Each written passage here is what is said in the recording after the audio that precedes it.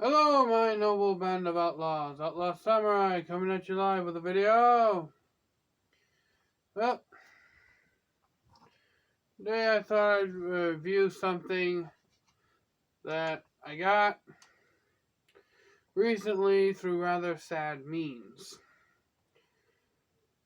My grandpa passed away, and he left me his recurve bow. And I'm going to be doing a review on it for the channel. Now, I do not know what material this bow is made out of. Maybe laminated wood or aluminum. I don't know. I mean, if any of you can tell by the sound of it when I hit my metal ring against it.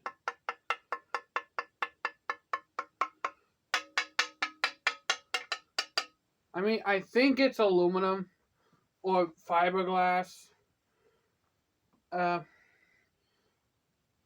Me personally, if I had to guess what it's made of, it's most likely fiberglass.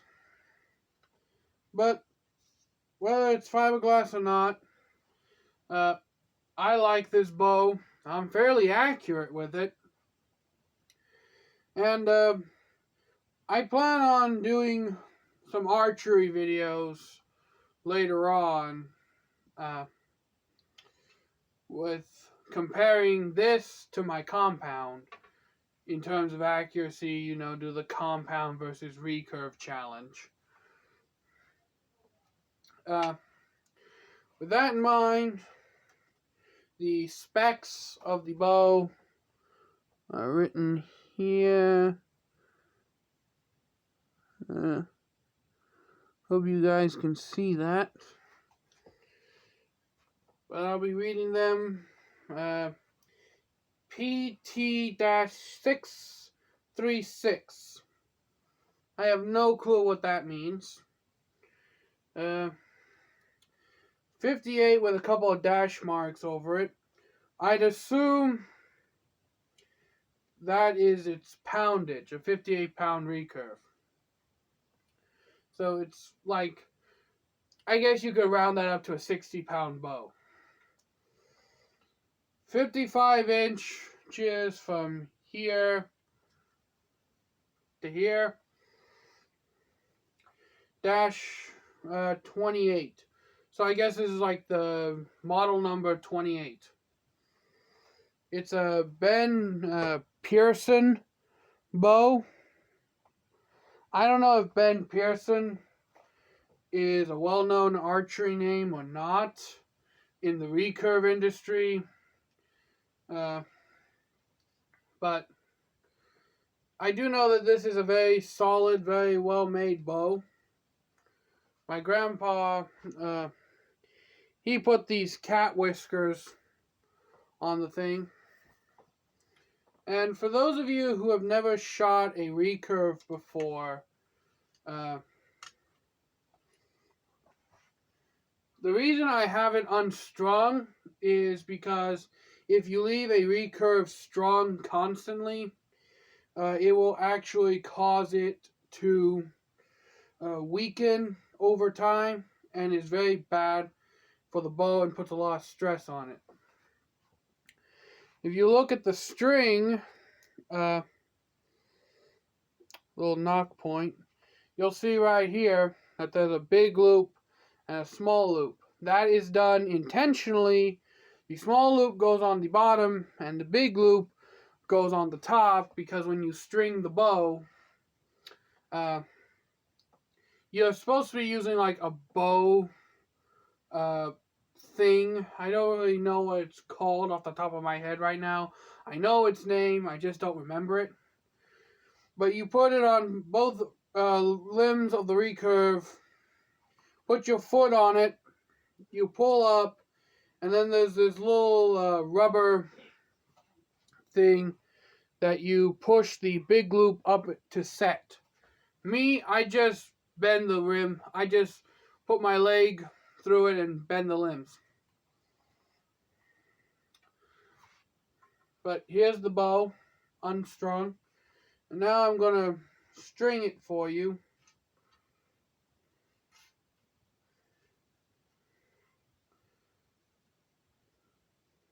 Remembering where the hell I put everything.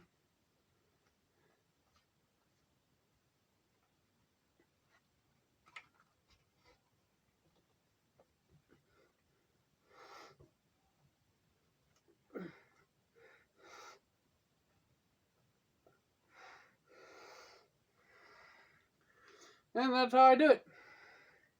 Quick, simple, easy. Here's the bow when it is strung. I'll hold it back so you can get a clear view. My head's in the way.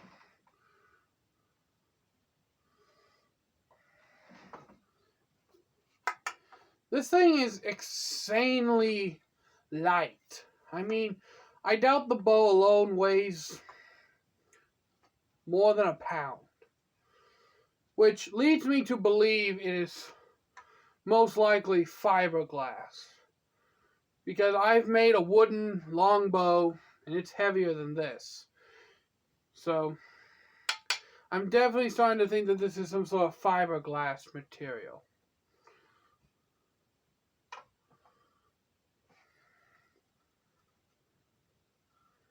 With that in mind, make sure it's set properly. When the arrow is knocked,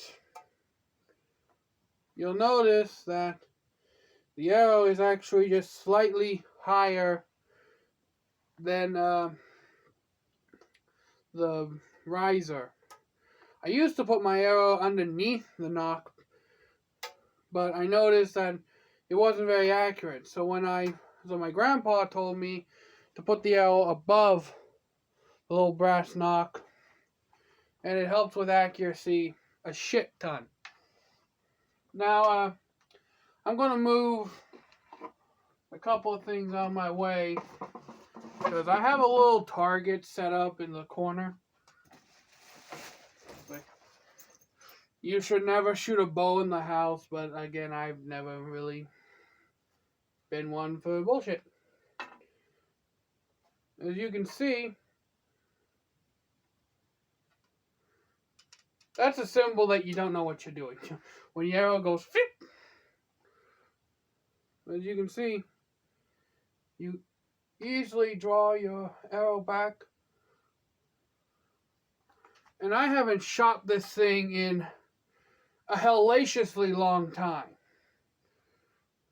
So, I'm no longer used to the weight.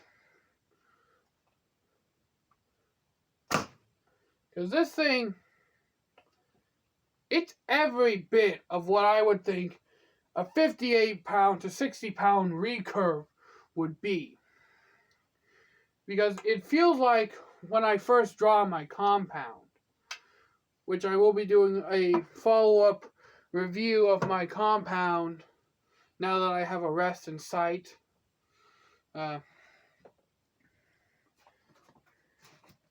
It feels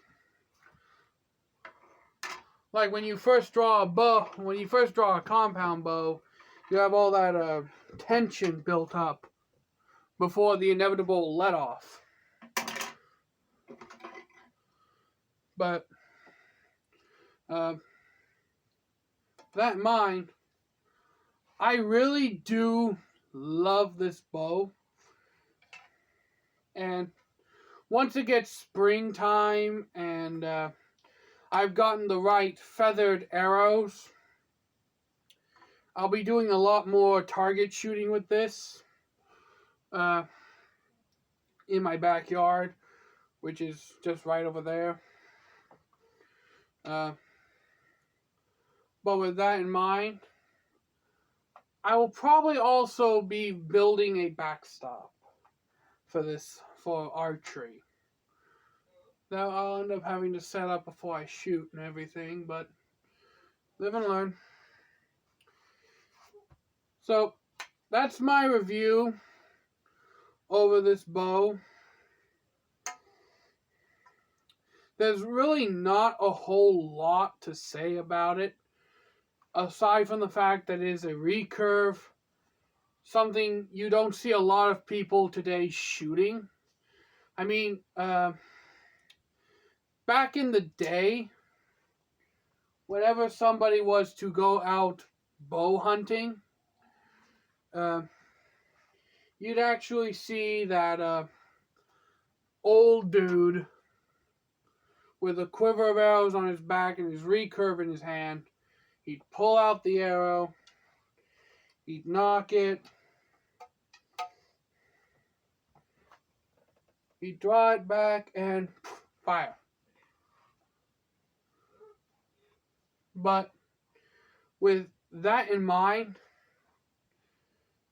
I am also guilty of snap shooting the hell out of this thing. Like, the moment I get to anchor point, I tend to release. Which is actually what they call instinctive shooting.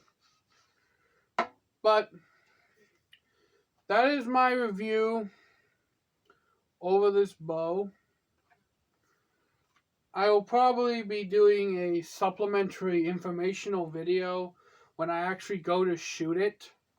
I've shot this thing before, and I love how it feels. It's just, right now, I'm no longer I used to be accustomed to shooting this thing, and I could pump out about maybe 25, 30 shots before I got tired, before my arm started to hurt. And I had to stop because I didn't want to rip my muscles out. But I will be doing a supplementary review video of this. And I will be doing a shooting video. I might actually do 3 videos. One where I just shoot the recurve, one where I just shoot the compound, and one where I shoot both of them combined. So, yeah, I got some stuff that I can have set up in the immediate future to do this. But until next time, my noble band of outlaws, Outlaw Samurai tells all y'all, be crazy rednecks, be safe when using your weapons, and maybe invest in a recurve. Go out to your local archery shop, test shoot a few recurves, and see what you think. Okay, challenge.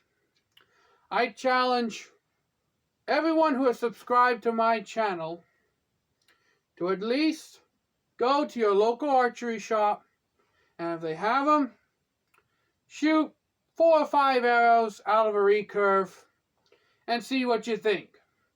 If you've shot a compound bow before and you think, oh, I can shoot 100 arrows out of my compound bow, 5 arrows out of a recurve ain't gonna be nothing. And if you have that mentality, you're gonna be really surprised, because 5 arrows shot out of a 60-pound recurve, yeah, good luck with that. When I first started shooting this thing, I could barely shoot 3 arrows without my fingers hurting like hell. But that is my challenge. I'm not telling you to buy the recurve. You can if you want. But I'm challenging you to go out to your local archery shop, ask to test shoot a few recurves, see if you like them, and if you do, buy it. If you don't, well, at least you can say, I've shot a recurve. Well, in any case, I'm out. Peace. A video of mine that didn't go over 40 minutes. Weird.